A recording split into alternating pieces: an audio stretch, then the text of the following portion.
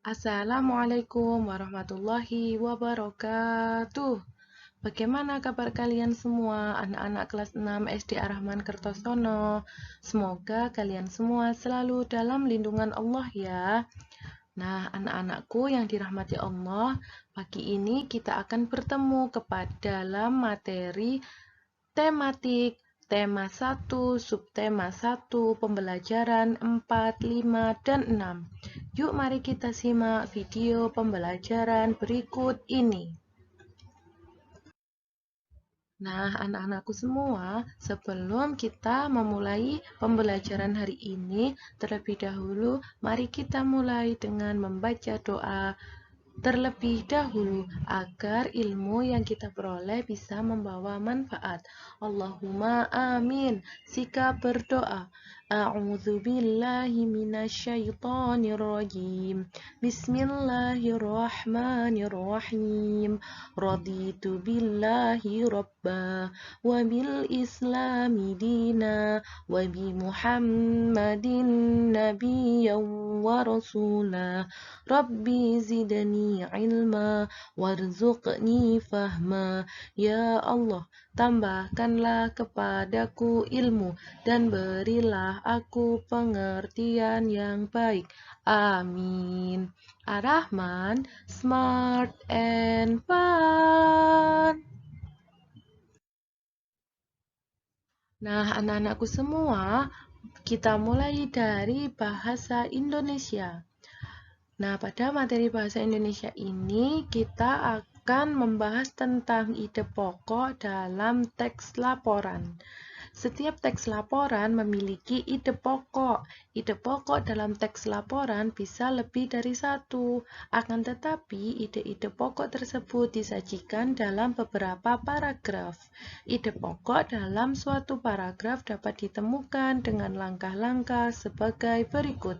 Yang pertama, bacalah isi paragraf dengan saksama. Yang kedua, temukan kalimat utama dan kalimat penjelas. Yang ketiga, tentukan informasi yang terdapat dalam kalimat utama. Nah, anak-anakku semua, materi pembelajaran selanjutnya yaitu PPKN. Masih ingatkah kalian bagaimana bunyi Pancasila itu? Yuk mari kita lafalkan bersama-sama. Pancasila. 1. Ketuhanan yang Maha Esa. 2. Kemanusiaan yang adil dan beradab. 3. Persatuan Indonesia. 4. Kerakyatan yang dipimpin oleh hikmat kebijaksanaan dalam permusyawaratan perwakilan. 5. Keadilan sosial bagi seluruh rakyat Indonesia. Nah, Pancasila merupakan pedoman hidup bangsa Indonesia, merupakan landasan ideologis negara kita.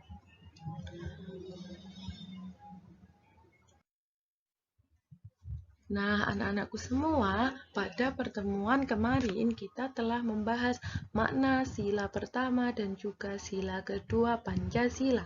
Untuk hari ini kita akan membahas tentang makna sila ketiga Pancasila. Sila ketiga Pancasila yang berbunyi Persatuan Indonesia memiliki simbol pohon beringin. Pohon beringin merupakan pohon berkayu yang rindang. Pohon yang rindang membuat orang-orang dapat berteduh di bawahnya. Simbol pohon beringin pada sila ketiga Pancasila bermakna rakyat Indonesia dapat berlindung di bawah negara Indonesia. Indonesia menjadi pemersatu bangsa Indonesia. Selain itu, pohon beringin juga memiliki akar gantung yang banyak.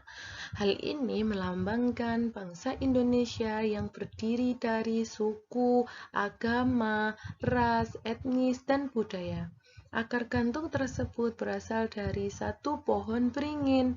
Hal ini berarti negara Indonesia juga menjadi wadah pemersatu keragaman-keragaman tersebut. Nah, Untuk nilai-nilai yang terkandung dalam sila ketiga Pancasila ini yang dapat kita amalkan dalam kehidupan sehari-hari, diantaranya ialah sebagai berikut. Bekerja sama demi kepentingan bangsa dan negara di atas kepentingan pribadi atau golongan. Yang kedua, rela berkorban demi kepentingan bangsa dan negara. Yang ketiga, mengembangkan rasa bangga dan cinta tanah air dan bangsa. Yang keempat, mengembangkan persatuan Indonesia atas dasar Bhinneka Tunggal Ika. Nah, anak-anakku yang dirahmati Allah, pada materi selanjutnya yaitu tentang IPS. Kita akan membahas tentang pemanfaatan kondisi geografis wilayah negara ASEAN. Untuk negara yang pertama yang akan kita bahas ialah negara Indonesia. Kita tahu dataran rendah Indonesia yang luas dimanfaatkan sebagai pertanian dan perkebunan yang menghasilkan padi, sayuran, dan karet, dan lain-lain. Nah, sedangkan potensi hutan di Indonesia menghasilkan rotan dan kayu jati yang dimanfaatkan sebagai bahan mebel. Nah, perairan dimanfaatkan untuk diambil hasil lautnya seperti ikan, rumput laut, garam. Nah, sedangkan untuk pantai-pantai di Indonesia dimanfaatkan sebagai objek pariwisata. Indonesia juga memiliki banyak sekali hasil sumber daya alam seperti batu bara, minyak bumi, dan gas alam yang dapat dimanfaatkan sebagai sumber energi. Nah, negara ASEAN yang kedua yaitu Singapura. Kondisi geografis Singapura menyebabkan negara tersebut tidak memiliki banyak sumber daya alam, akan tetapi beberapa wilayah dimanfaatkan sebagai lahan peternakan unggas. Nah, anak-anakku semua, negara selanjutnya yaitu Thailand. Kegiatan pertanian banyak dilakukan di sepanjang sungai Chao Phraya. Hasil pertanian terbesar adalah padi. Thailand dijuluki sebagai lumbung padi utama di Asia Tenggara karena hasil panen padinya yang sangat melimpah ruah. Hasil pertambangan di Thailand berupa timah, seng, dan mangan. Negara selanjutnya yaitu Filipina. Masyarakat memanfaatkan dataran rendah sebagai lahan pertanian dan perkebunan. Hasil pertaniannya diantaranya adalah jagung, padi, pohon tebu. Hasil perkebunannya diantaranya adalah karet, kelapa, dan kayu. Negara selanjutnya yaitu Laos. Dataran rendah Vientiane dimanfaatkan sebagai lahan pertanian padi, jagung, dan tembakau. Sumber perikanan Laos terdapat di Sungai Mekong. Nah, negara selanjutnya yaitu Malaysia. Sebagian kondisi Malaysia adalah hutan yang luas. Hasil hutan seperti kayu menjadi komoditas ekspor. Sepanjang pantai barat dan Negeri Sembilan hingga Perak dimanfaatkan sebagai lahan pertambangan seperti kilang minyak, seperti di Kuala Trengganu.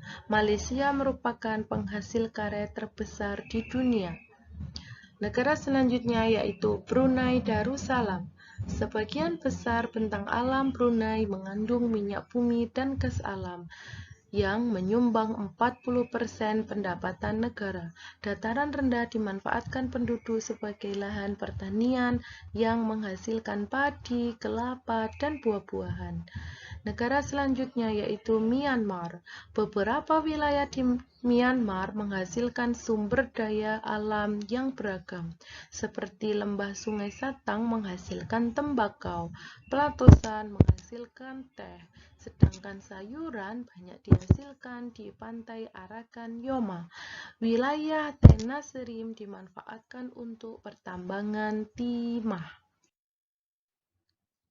Nah, negara selanjutnya yaitu Vietnam. Kota Ho Chi Minh yang berada di dataran rendah menjadi pusat industri utama wilayah Vietnam, di antaranya industri pengolahan makanan, penggilingan padi, dan tekstil. Sebagian dataran rendah dimanfaatkan sebagai lahan pertanian yang menghasilkan sayuran, buah, ubi, jagung. Hutan di Vietnam menghasilkan rotan dan jati sebagai bahan mebel. Negara selanjutnya yaitu Kamboja. Kamboja memiliki Danau Tonle Sap yang merupakan penghasil ikan tawar utama di kawasan Asia Tenggara.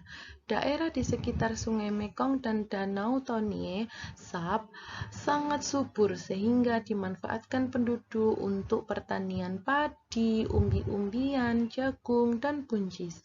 Ada pula hasil perkebunan seperti tembakau dan karet. Nah, anak-anakku semua, pembelajaran selanjutnya ialah materi SPDB. Kali ini kita akan membuat patung Nusantara dari tanah liat. Yuk kita simak video berikut ini.